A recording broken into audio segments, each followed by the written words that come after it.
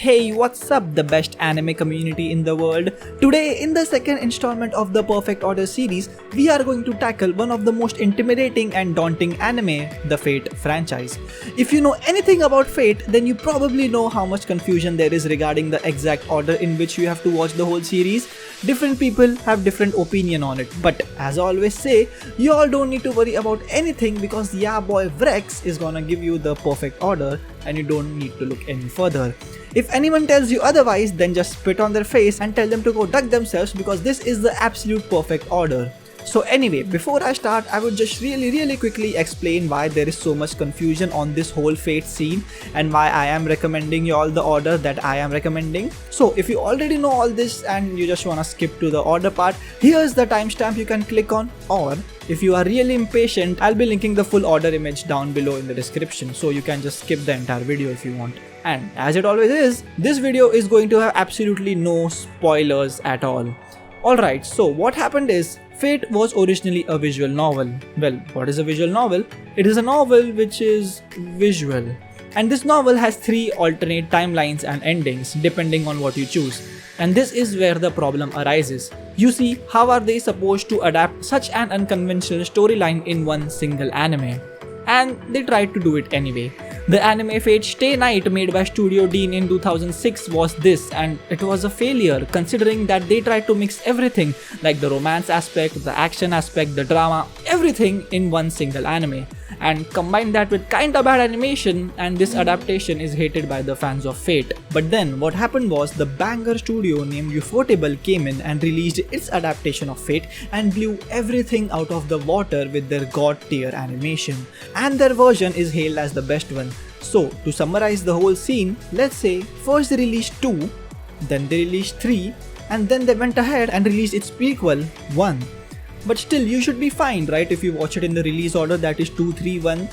Well, no, because watching 2 and 3 first gives you spoilers for 1, and if you watch it chronologically from 1, you would get spoilers for 2 and 3 because they were released earlier and it was made keeping that in mind. So no matter which order you choose, you would still get spoilers, so you just have to pick your poison, I guess. And that is the reason why there is debate amongst the fan on how you should watch it. Usually there are 2 sides, the release order side and the entertainment order side. The order I am going to give you all leans more towards the entertainment one. This was the order I watched it in and I definitely love the anime. And one more thing, I'll only be talking about the anime and nothing else, not the 10 million other games and shit Fate has. So with all that out of the way, here is the order. The first thing you wanna watch is Fate Zero, which was released in 2011 by Ufotable. Fate Zero has 2 seasons containing 13 episodes each, and this is a prequel to Fate Stay Night. Fate Zero wasn't the first entry in the series, but chronologically, which means on the actual Fate storyline, Fate Zero is the first part of the story. Well then, why am I recommending this first? Yeah, I'll talk about it in just a second after I tell you the second anime you have to watch, which is Fate Stay Night, released in 2006 by Studio Deen. It has 26 episodes.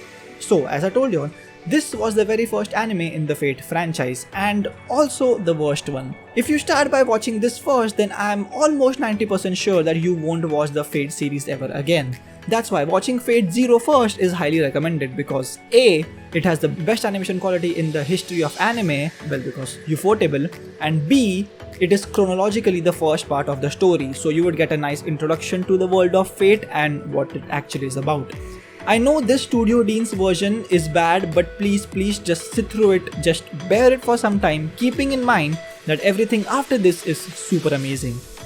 After this, you have to watch Fate Stay Night Unlimited Blade Works, the anime, which was released by Ufotable in 2014. Now, don't get confused because Fate Stay Night Unlimited Blade Works also has a movie adaptation made by Studio Deen in 2010. You don't have to watch that at all, just watch the anime because it's way better. After this comes Fate Stay Night Heaven's Feel. This is a movie trilogy, which means it has 3 parts: Fate Stay Night Heaven's Feel 1, Research Flower, Fate Stay Night Heaven's Feel 2, Lost Butterfly, and the third movie was going to be released this year but it didn't because of COVID. And yes, this is the order you are gonna watch them in, which I'll repeat again, 1, 2 and 3 when it comes out.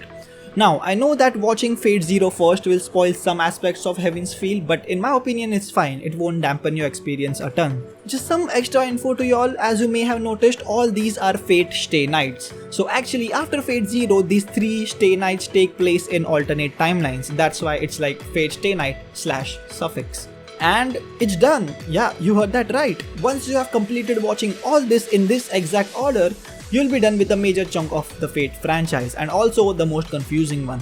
Because after this, all the other Fate anime are either spin-offs or self-sufficient series or standalone adaptations. Like, you can pick any of it first and watch it in its order. For example, let's say if you wanna watch Fate Khaled Linear Pismaelia, then after this you can watch Fate Khaled Linear Pismaelia 2-way, then 2-way Hers, and 3-way. See, it's not really hard to figure, and same goes to all the other adaptations as well. But if y'all want an order anyway, I'll give you the full release order. So first was Fate Stay Night, and then was Fate Unlimited Blade Works, then was Fate Zero, then comes Fate Zero's second season. After this comes Fate Stay Unlimited Blade Works, the Ufotable anime, and then comes Fate Grand Order First Order. It was released in 2006 and it is based on an online RPG, Fate Grand Order. Then comes Fate Apocrypha, which was released in 2017. It's based on a light novel, Fate Apocrypha, which is set in a parallel world to Fate Stay Night. Then comes Fate Stay Night Heaven's Feel, it was also made of Ufotable in 2017. And then comes Fate Extra Last Encore. It was released in 2018 and it's based on the PSP game Fate Extra, which is set in a parallel world to Fate Stay Night.